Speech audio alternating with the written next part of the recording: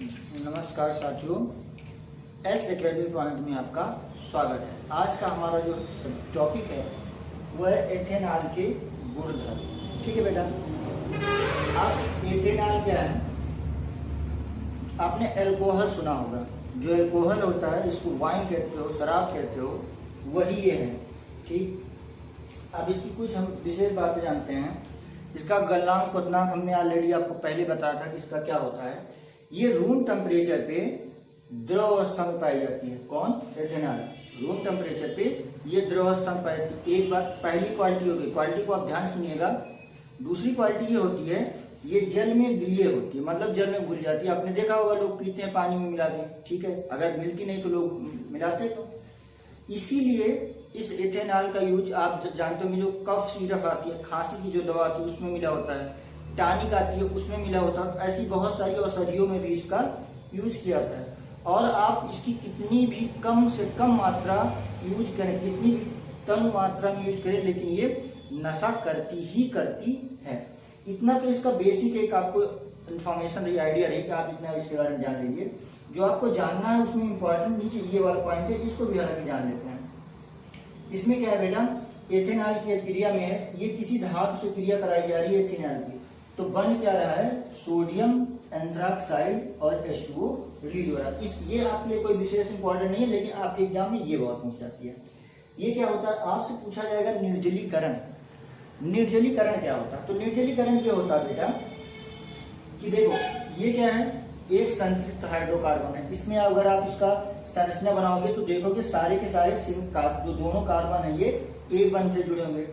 किसी भी, जैसे अब इसको क्या किया जाएगा, H2SO4 की उपस्थिति में 443 केल्विन तक गर्म किया जाएगा। तो होगा क्या, ये एथीन में कन्वर्ट हो जाएगा, एथीन में बदल जाएगा।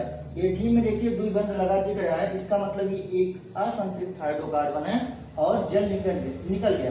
कहने का मतलब किसी निर्जलक की उपस्थिति में, जैसे आपका H2SO4 है, किसी संतृप्त हाइड्रोकार्बन को असंतृप्त में कन्वर्ट कर देना और साथ में जल का निकलना क्या कहलाता है? निर्जलीकरण कहलाता है। और उसको एक बहुत छोटे वर्डों में आप समझो तो किसी भी यौगिक से जल को, जैसे अगर कोई यौगिक है आपके पास कार्बनिक, उसमें क्या है, जल के कम तत्व हैं। आप क्या करें, कुछ ऐसी रिएक्शन कुछ भी करें, कोई भी ऐसी किसी से क्रिया करा के क्या कर दें, उसका जो जल का तत्व, जल वाला पोर्शन है या जल वाले तत्व जो जल बनाते हैं, H2O रिस्पॉन्सिबल होते हैं, उनको आप अलग कर दें, वही आपका क्या कहलाएगा? निर्जलीकरण। इसमें केवल इतना सतह, ये बड़ा इंपॉर्टेंट है, आपसे पूछा जाता है, 1-2 नंबर में आता है कि निर्जलीकरण क्या है। तो आपको केवल ये रिएक्शन याद होनी चाहिए। और नीचे आप ये लिख दीजिएगा कि संतृप्त हाइड्रोकार्बन को ब्रैकेट में डाल देना, इथेनॉल H2SO4 की उपस्थिति में जो एक निर्जलीकारक है, 443 केल्विन तक गर्म किया जाता है तो वह एथीन के रूप में परिवर्तित हो जाता है और उसमें से जल निकल जाता है। इस क्रिया को निर्जलीकरण कहते हैं। बस इतना सा है। नेक्स्ट टॉपिक बेटा हम देखते हैं। हाँ साथियों, एथेनोइक अम्ल के गुणधर्म अभी आपको पढ़ना है। इसके क्रिया पहली क्या है? एस्टीकरण। एस्टीकरण में होता क्या है, पहले से थोड़ा एथेनोइक अम्ल के बारे में। एस बेटा ये हिंदी में ऐसे लिखा जाता है और इंग्लिश में एथेनोइक लिखा रहता है, ठीक है। अगली बात क्या है, इसके बारे में कुछ चीजें हम और जान लेते हैं। जैसे बेसिक चीजें क्या है, इसको हम एस्टिक अम्ल के रूप में जानते हैं। और 3 से 4% जब जैसे मान लो आपने पानी लिया, कितना, 100 ml लिया, 100 ml में 3-4 ml आप इसको डाल दो तो इसको क्या कहने लगते हैं? सिरका। मतलब 3 से 4% एथेनोइक अम्ल को क्या कहेंगे? सिरका कहेंगे, पहली चीज। उसके बाद जो इसका क्या कहते हैं, आपका ये गलनांक होता है वो 290 केल्विन होता है।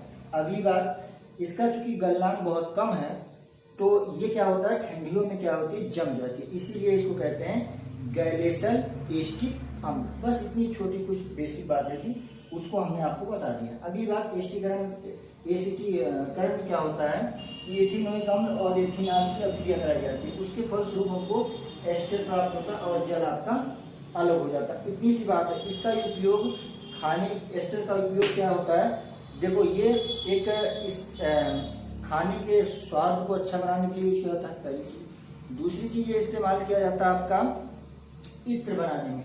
और देखिए अब क्या होगा, आप जब एस्टर को किसी क्षार के साथ अभिक्रिया कराएंगे तो एथेनॉल बनेगा और साथ में एथेनोइक अम्ल का एक सोडियम लवण बनेगा।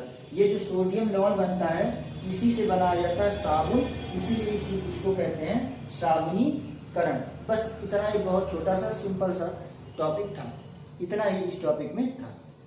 और इसमें एक है आपका कार्बोनेट एवं हाइड्रोकार्बोनेट से क्रिया, इसको भी हम देख लेते हैं। हाँ साथियों, कार्बोनेट तथा हाइड्रोजन कार्बोनेट के साथ अभिक्रिया, ये अब देखते हैं इसमें क्या होता है। जब हम एथेनोइक अम्ल की अभिक्रिया सोडियम कार्बोनेट या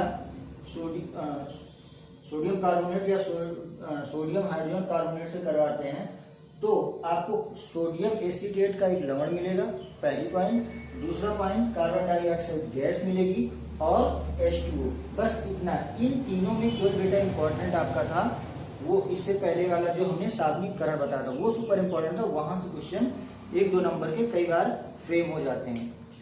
और अब इसके बाद साबुन एवं अपारजक का टॉपिक बचता है जो कि हम कल के लेक्चर में कवर करेंगे। वीडियो को ज़्यादा से ज़्यादा शेयर कीजिएगा, वीडियो को लाइक कीजिएगा और सब्सक्राइब करना तो बिल्कुल मत भूलिएगा। धन्यवाद।